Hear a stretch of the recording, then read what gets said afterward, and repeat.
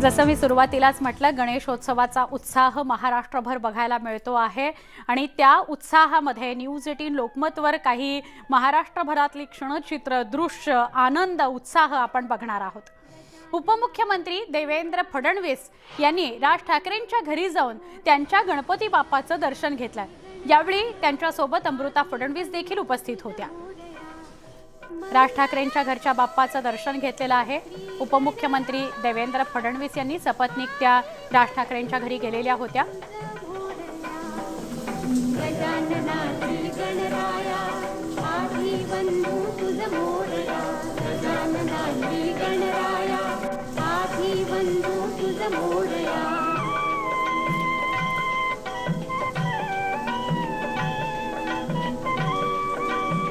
राज ठाकरेंच्या घरी देवेंद्र फडणवीस सपत्नीक गेले आणि त्यांनी बाप्पाचं दर्शन घेतलेलं आहे।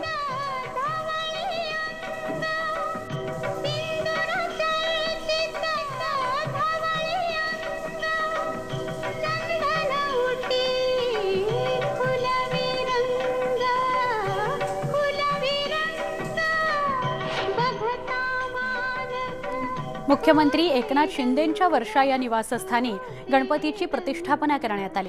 मुख्यमंत्र्यांनी कुटुंबियांसह मनोभावे गणपतीची आराधना केली। राज्यातील सगळ्या नागरिकांना सुख समृद्धी लाभू दे अशी प्रार्थना त्यांनी गणपती चरणी केली। तर मुंबईमध्ये देवेंद्र फडणवीस यांच्या निवासस्थानी बाप्पा विराजमान झाले। त्यांनीही कुटुंबियांसह बाप्पाची मनोभावे पूजा अर्चना केली। मुख्यमंत्री एकनाथ शिंदे आणि उपमुख्यमंत्री देवेंद्र फडणवीस या दोघांच्याही निवासस्थानी बाप्पाचं आगमन झालं।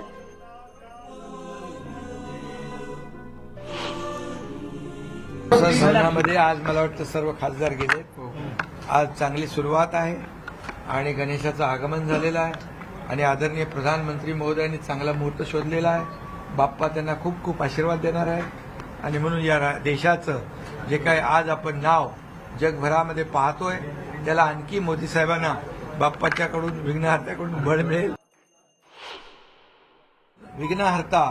विघ्नहर्त्याला मी साकडं घातलंय की या महाराष्ट्रावरचं, बळीराजावरचं, शेतकऱ्यावरचं अरिष्ट संकट दूर होऊ दे, चांगला पाऊस होऊ दे, त्यांना चांगले दिवस येऊ दे आणि या महाराष्ट्रातल्या प्रत्येक नागरिकाच्या आयुष्यामध्ये चांगले दिवस येऊ दे, समाधान येऊ दे, सुख समृद्धी येऊ दे अशी जी आमची भावना आहे, आमचा प्रयत्न आहे, त्याला बळ विघ्नहर्त्याने गणरायाने द्यावं।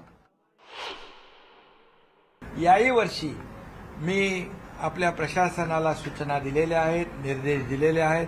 जे मंडळ वर्षानुवर्ष नियमानुसार गणपती उत्सव साजरा करतात त्यांना यावर्षी सरसकट 5 वर्षाची गणपती बसवण्याची परवानगी द्यावी आणि मंडप आणि ह्या सगळ्या गोष्टी आहेत त्याच्यामध्ये कुठलेही शुल्क आकारू नये, निर्बंध मुक्त गणेशोत्सव साजरा करावा, कारण ही आपली संस्कृती आहे, आपली परंपरा आहे।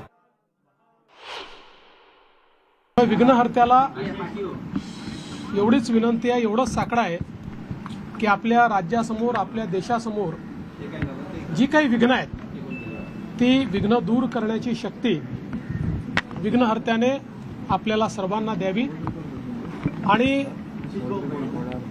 आपल्या राज्यातला शेतकरी असेल, मजूर असेल, सर्व घटकातले जे लोक आहेत यांना श्री गणेशाचा आशीर्वाद मिळावा आणि त्यांना या पर्वाच्या निमित्ताने सुख समाधान, आरोग्य, ऐश्वर्य मिळावं अशी श्री गणेशाच्या चरणी प्रार्थना। मनसे चित्रपट सेनेचे अध्यक्ष अमेय खोपकर यांच्या घरी गणपती बाप्पाची प्राणप्रतिष्ठा करण्यात आली। खासदार विनायक राऊत यांनी आपल्या मालवण तालुक्यातील तळगाव इथल्या निवासस्थानी गणपतीची प्रतिष्ठापना केली। राऊत यांनी सहकुटुंब सहपरिवार गणपतीचं पूजन केलं। राऊत हे तळगाव इथल्या आपल्या मूळ गावी दरवर्षी गणपतीची पूजा करतात। हिंगोलीतील आमदार संतोष बांगर यांच्या निवासस्थानी गणरायाचं आगमन झालं। आपल्या कुटुंबियांसोबत गणरायाची मनोभावे पूजा आणि आरती झाल्यानंतर त्यांनी गणरायाला दुष्काळाचं संकट सरू दे अशी प्रार्थना केली।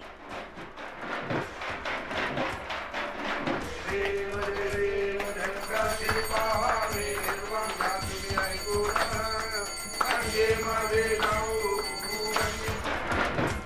भाजप नेते प्रसाद लाड यांच्या घरी गणपती बाप्पांचं आगमन झालं.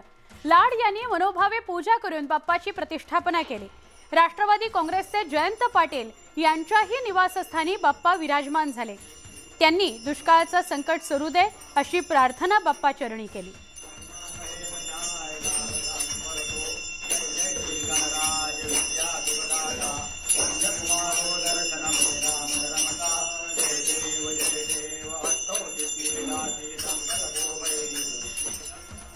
उत्पादन शुल्क मंत्री शंभूराज देसाई यांच्या साताऱ्यातल्या निवासस्थानी घरी गणपतीचं मोठ्या जल्लोषात वाजत गाजत आगमन झालंय. शंभूराज देसाई यांच्या हस्ते मूर्तीची पूजा झाल्यावर पालखीतून मिरवणूक काढण्यात आली. भाजपचे आमदार माजी मंत्री सुरेश धस यांनी आपल्या आष्टी इथल्या निवासस्थानी गणपतीची प्रतिष्ठापना केली. यावेळी त्यांनी बीड जिल्ह्यातल्या दुष्काळाचं संकट दूर व्हावं अशी प्रार्थना केली.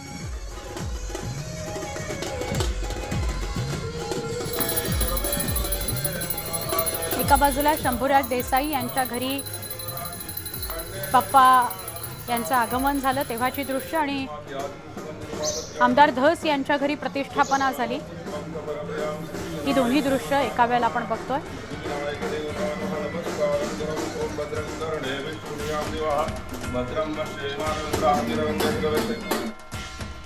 काँग्रेसचे ज्येष्ठ नेते आणि माजी मंत्री पृथ्वीराज चव्हाण यांच्या निवासस्थानी बाप्पाची प्रतिष्ठापना झाली.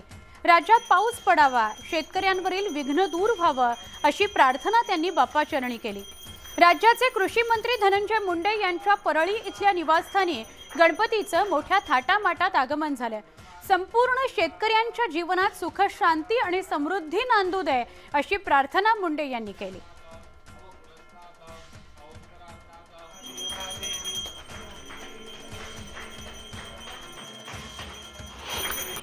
ईश्वर चरणी प्रार्थना करतो की महाराष्ट्राच्या जनतेला सुख समृद्धी लाभू दे.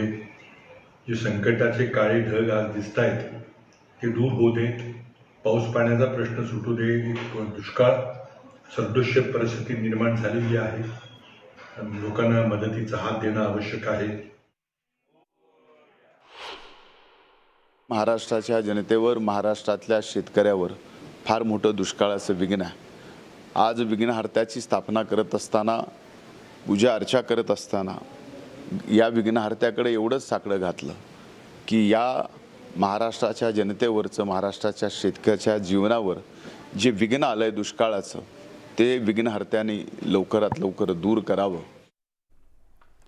राज्य महिला आयोगाच्या अध्यक्ष रुपाली चाकणकर यांच्या निवासस्थानी सुद्धा गणपतीची प्रतिष्ठापना करण्यात आली. सगळ्या गणेश भक्तांना चैतन्य, सुख, समाधान आणि यश लाभो अशी प्रार्थना त्यांनी केली. माजी आरोग्य मंत्री राजेश टोपे यांच्या घरी देखील मोठ्या जल्लोषात बाप्पाचं आगमन झालं. राजेश टोपे यांनी सपत्नीक विधिवत पूजा करत आरती करून गणेश मूर्तीची प्रतिष्ठापना केली. गणपती बाप्पा मोरया, मंगल मूर्ती मोरया.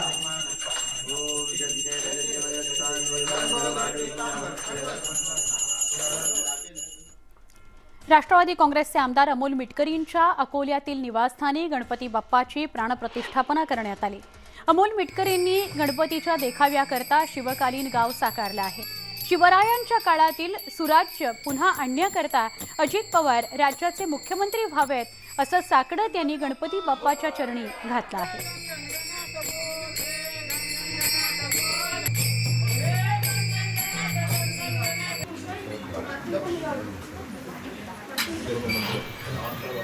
छत्रपती शिवाजी महाराजांच्या काळात जिजाऊंनी ज्या पद्धतीनं महाराष्ट्राची जडणघडण केली आणि 12 बलुतेदार सुखी होते, शेतकरी सुखावलेला होता, हा सगळा प्रकार आम्ही या ठिकाणी दाखवण्याचा प्रयत्न केला.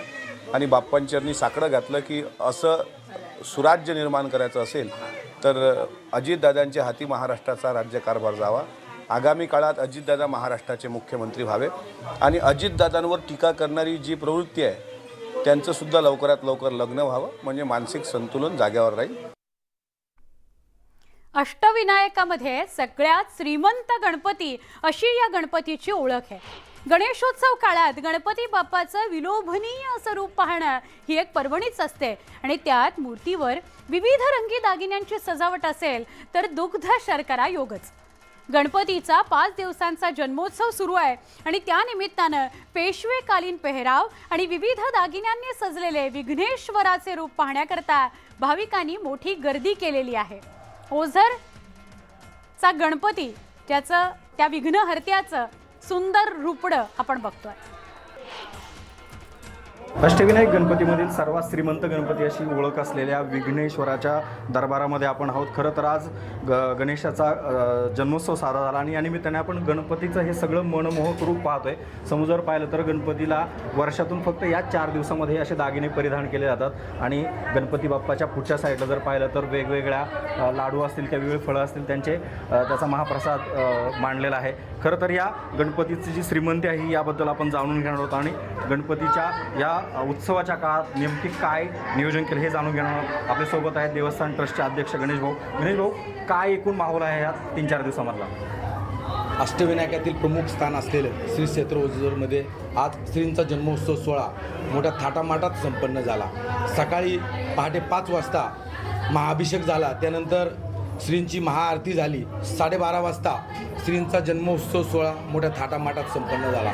पहिला द्वार उमरज या ठिकाणी झाला, दुसरा द्वार धनगरवाडी येथे झाला, तिसरा द्वार शिरवली येथे या ठिकाणी झाला आणि आजचा आमराई या ठिकाणी आमचा ओझर नंबर 2 या ठिकाणी आजचा दौर झाला. मोठ्या उत्सवाच्या वातावरणात हा श्रींचा जन्मोत्सव सोहळा साजरा झाला. खरं तर हजारो वर्षाची परंपरा आहे. ही सगळी लोक अनवाणी पायी जातात आणि दिवसेंदिवस आज आपण स्वतः पाहिलेलं आहे मोठ्या संख्येने गणेश भक्त या ठिकाणी उपस्थित झालेले आहे. Video Smita Shinde sir, Raichand Shinde, news 18 Lokmat, Ozar, Pune. कोल्हापुरातील छत्रपती घराण्याच्या मानाच्या गणपतीचं मोठ्या थाटामाटात आगमन होत आहे. पापाची तिकटी इथून मानकरी, भालदार, चोपदार यांनी छत्रपती घराण्याचा हा गणपती पालखीतून नवीन राजवाडा परिसरात आणला. त्यानंतर छत्रपती शाहू महाराजांच्या हस्ते गणेशाची प्राणप्रतिष्ठा करण्यात आली. सांगलीच्या गणपती संस्थानच्या गणेशोत्सवाला प्रारंभ झालेला आहे.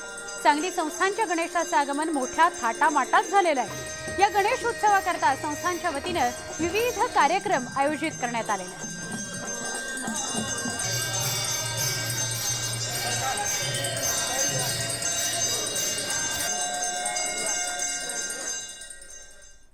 राज्यभरात गणेशोत्सव मोठ्या उत्साहात साजरा होत आहे. दरवर्षीप्रमाणे याही वर्षी विठ्ठल रुक्मिणी मंदिरामध्ये विघ्नहर्ता गणेशाची प्रतिष्ठापना करण्यात आली. श्री विठ्ठल रुक्मिणी मंदिर समितीचे कार्यकारी अधिकारी राजेंद्र शेळके यांच्या हस्ते विधिवत पूजा करण्यात आली. जळगाव महापालिकेच्या मानाच्या गणपतीची वाजत गाजत जल्लोषात स्थापना करण्यात आली.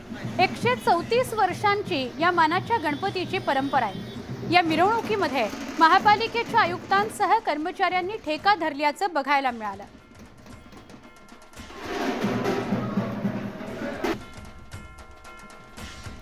दरवर्षीप्रमाणे यंदा सुद्धा अभिनेते जितेंद्र, तुषार कपूर, एकता कपूर यांच्या घरी गणपती बाप्पा विराजमान झालेले आहेत. तुषार कपूरने गणपती बाप्पाची पूजा केली. गणेशोत्सवात सगळेच एकत्र येतात म्हणून खूप छान वाटतं असं तुषार कपूर यांनी सांगितलं. तर अभिनेत्री शिल्पा शेट्टीच्या सुद्धा घरी बाप्पाचं आगमन झालेलं आहे. दरवर्षी वाजत गाजत शिल्पा शेट्टी आपल्या घरी बाप्पांना विराजमान करत असते. याही वर्षी तुषार कपूरच्या घरचे बाप्पा आणि शिल्पा शेट्टी यांच्या घरी बाप्पा विराजमान झालेले आहेत.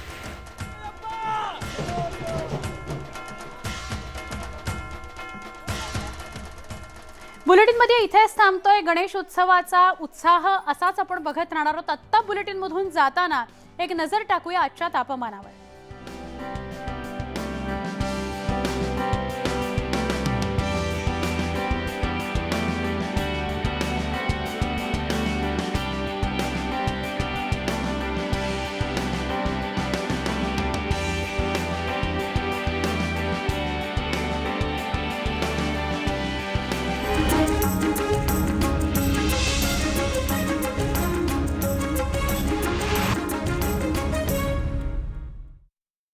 दरबारामध्ये आपल्याला पाहायला मिळतात. मुखदर्शनाची रांग आणि चरणस्पर्शी रांग अशा दोन मुख्य रांग त्या लालबागच्या राजा दर्शनासाठी आलेल्या इथं पाहायला मिळतात.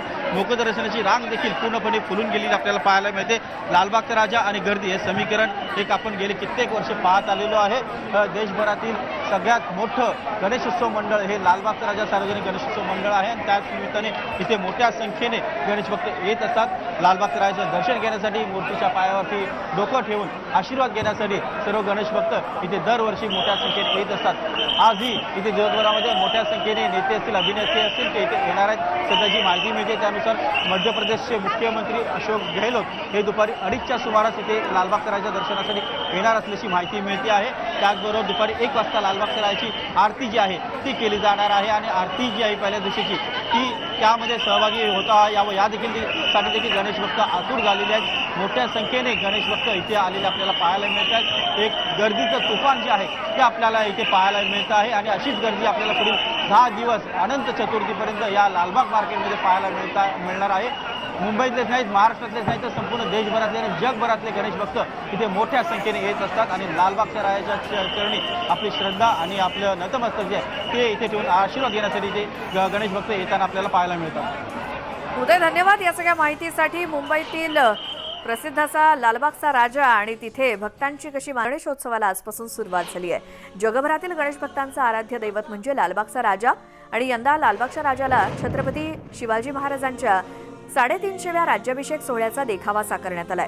लालबागच्या राजाचा रायगडावरील राजसदरेतील मेघडंबरीमध्ये मंदिरामध्ये आणि या मंदिराच्या समोर प्रचंड असा ढोल ताशांचा गजर सुरू आहे, कारण आता गणपती बाप्पाची मिरवणूक निघणार आहे. ही आगमनाची मिरवणूक आहे आणि त्यासाठी ढोल ताशे सज्ज झालेत आणि अगदी पारंपरिक पद्धतीनं, पुणेरी पद्धतीनं गणपती बाप्पाचं आगमन होईल.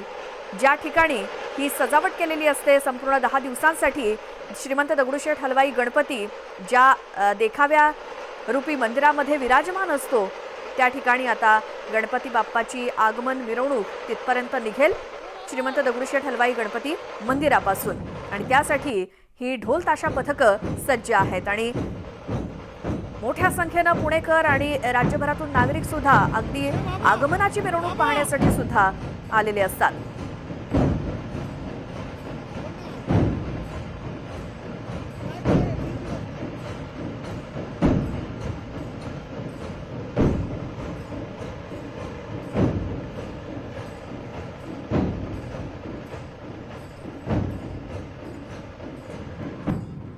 तर ही मूर्ती आता रथामध्ये विराजमान होईल. खास हनुमान रथ यावेळी श्रीमंत दगडूशेठ हलवाई गणपतीच्या आगमनाच्या मिरवणुकीसाठी तयार करण्यात आलाय आणि या रथामध्ये गणपतीची मूर्ती विराजमान होईल आणि मग या मखररूपी मंदिरामध्ये पुढच्या 10 दिवसांसाठी ही मूर्ती विराजमान असेल आणि त्यासाठी ही मिरवणूक सध्या निघतेय. तिकडचे हे ढोल ताशे आणि त्यांचा गजर. थेट जाऊयात पुण्यातून आमचे प्रतिनिधी चंद्रकांत फुंदे आपल्या सोबत जोडले गेले. चंद्रकांत,